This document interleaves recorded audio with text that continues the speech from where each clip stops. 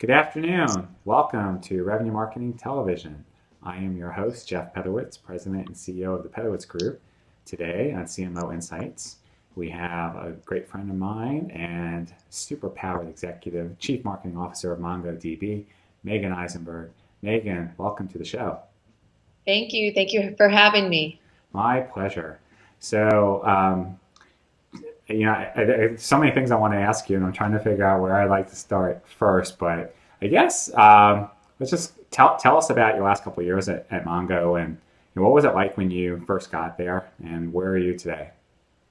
Sure. So I've been here exactly 2 years.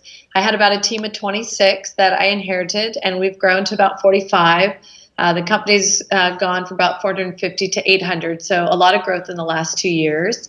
I came in with my background really being strong demand gen programs, and prior to that was product marketing solutions. And so taking on a CMO role where I had the communication side of the house and some of the other roles that I hadn't traditionally managed was really a good just learning for me. It was humbling at times, but exciting just to be able to quarterback all the functions of marketing.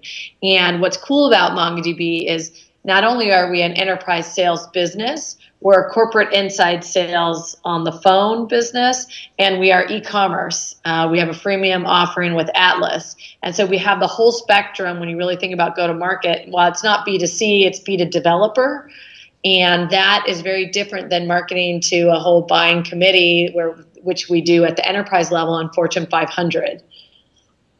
Okay, so with that whole scope, are you finding that you're needing to run marketing differently today and more like a business than, say, maybe a few years ago? Yeah, I definitely think I've always thought of running marketing like a business. I never want to be seen as just a cost center. So what can I do to show that we're driving the business, so we're bringing people into the door, and then we're also keeping our costs down so we are efficient about how we do that. But part of joining a new business, you've got to figure out what works and what doesn't, and you still have to do that creativity and put programs out there and see what sticks. And then when stuff doesn't, learn quickly, move on. What was the most unexpected thing that you've had to deal with over the last couple of years? Well, I would say a lot around just PR, and I had never managed a PR firm, so I had to learn just about that process and just the power that they can have and working with media and getting stories out there and highlighting your customers in ways that the media care about. So I think that was interesting for me to learn. So you mentioned that you pretty much doubled your team. Were there certain skill sets that you're looking for, or a certain organizational approach that you've taken as you've been building up this team? Yeah, I think that one of the things we were lacking at the beginning from a marketing standpoint is strong systems and marketing technology and just operational excellence and understanding not only your systems, but the data you have and the data you're missing so you can go get it. And we had not done a lot around website optimization. So I needed front-end developers, back-end developers. We need to rebuild it ground up. And so we did, within the first 6 months, entirely rewrote it. Then about 6 months later, we merged our docs and .com, so our .org site and .com site together. We put a lot more tools on it.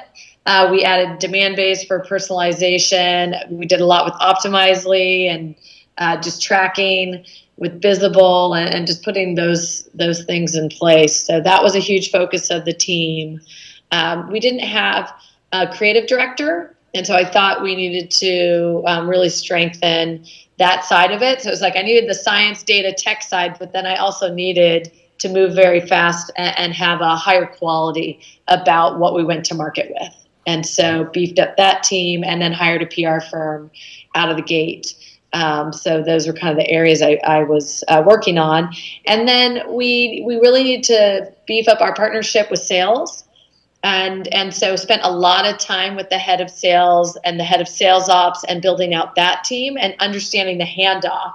between us and the SDR team and the SDR team and our sales reps. And there was a lot of work we needed to do there to make it more efficient and to make sure we were handing them people they wanted to talk to. And we implemented serious decisions and really looking at it. Often sales doesn't really want to talk with the developer in our business. They want to talk with who needs to run that mission critical app in production, which is IT ops. And so we had tons of developers, but we needed to really build out the persona of IT operations, understand what content they needed and wanted, build that out, then get it out in the market. So we were drawing those folks in so then we could have them talk with sales. So as usual, you packed so much into a single response. You covered technology, you covered people, you covered content. So that's awesome. Let's talk a little bit more about content. So what's your approach been as you've scaled up all these efforts and reached these personas? How have you gone about developing original content and syndicating it so that you can keep up with all your various demands? Yeah, content's definitely our number one source of leads as well as influence to our sales cycle. And so we've done a ton of blog work in-house. We work with our engineering team. Our product marketers are very strong in this space. So they're creating blogs with that. Developers want to see code. So there's some cycles that go around that. We look at hot topics in the market. Things like microservices are hot. So we do a lot of research and published content that's not really about MongoDB, but what people are learning in there. We certainly do a lot of customer case studies, which really tie to use cases, things such as Internet of Things or time series. And so, you've got thought leadership, you've got use cases of a database, and then we're putting out a lot of sales content. So proof points, sales enablement, what we call PG kits, pipeline generation kits, to help the field out. And then we put a lot of content, of course, out around the product when we do launches. And then we kicked a whole cloud business off with Atlas last June, and we've just built out a lot of information around that. So certainly we've got the content, and now we've got to syndicate it. We get it out certainly through docs, through our .com site, through the community. We use Influitive, so we've got a bunch of advocates. We have over 1,000 developer advocates that help us get content out. They also create content for us. So the story I love is the woman that runs our hub is Francesca, and it was her birthday, and she just put a challenge like, "Hey, it's my birthday. Anyone want to write me a blog?" And she got 28 blogs that month that we were able to drip out. So that's awesome because these are all core people. They're not, they don't work at MongoDB and their content's authentic. And so that was cool to see. And then we do a lot of email nurturing. We've got over, I think it's 60 now, nurture programs, which are 6 to 8 emails, which will drip content out. And they're based on different personas. We have 6 or 7 different personas. They're based on industry. So we do a lot of content specific to industry. And language and geography. So we've done 6 different languages. We've localized a lot of these. And then they're product specific if you signed up for Atlas, if you're in a trial versus if you tested it but you didn't buy. And so we really monitor where you are in the life cycle to try and be as specific and targeted as possible. So as usual, you're doing all the right things. So you mentioned the life cycle. Have you put programs in place that go end to end? Because I know a lot of the marketers I talk to focus in on top of the funnel, but then what about onboarding, expansion, loyalty, advocacy, growth? Yeah, so it's definitely not, we are held accountable for top of funnel all the way through keeping our customers. And what we find is definitely for us, land and expand, our deals are much larger the second or third time. Once you become a customer and you understand the power of it, now you have all these other groups that start to develop on it, applications grow, or just by nature of us being introduced into the company, we discover all these other projects. And so we are creating content, whether someone goes in and does a hackathon at a company that brings the other developers in. We have a university team with over 400,000 folks going through that. So there's a lot of content there to continue to develop folks at an existing customer. We'll go in and teach at customer sites. We've got the Influitive Hub for our advocates from a customer standpoint. And my team partners closely with our CSM team, our customer success managers, to make sure we are not, that we're aligned in what we communicate. And also we want to make sure they know about our other products. They might buy our enterprise product, but they want to use our Compass tool or our BI connector, or they may want to buy some services, certainly, or other things around Atlas. They might want to buy credits so they can create these environments where their developers can come in and play with the tool and build new innovative applications out on it. So we're certainly across the board creating content where you are. We also have World, our annual trade show. And so that's a big effort for us that, we want to bring our huge fans to that event because it's where everyone interacts with our brand directly. And so we want it to be a love fest. We want our customers there speaking, how they're using it, how it's solving problems, and we want our prospects there. And so we do take a lot of that content after the event and syndicate it. We record different talks and put it out there. We do white papers, we do customer case studies off of it, videos. So we try to get a lot because those events are very expensive, but there's usually some very rich content that we can use to drive more people top of the funnel and then educate those that are early with the business. And we also use products like Gainsight to help understand our customers and how they're using it. We look at our customer information to figure out how to find more customers like them, so the predictive side of things. It's definitely what we're thinking of. The other side of it, another way to look at it, is because we have entry-level Atlas, which is e-commerce, you can give a credit card and buy. Okay. We see very small companies start there, and then as the company grows, they may transition to our professional product or all the way up to enterprise. And so we see that as the full life cycle, just even on our product, that we want to capture you in the beginning, and then as your company grows, we have offerings that grow with you. So with all that you're doing, what are you being measured on, and what does your boss measure you on? And then in turn, what are you measuring your team on? What kind of outcomes? Yes, so lots of metrics in marketing.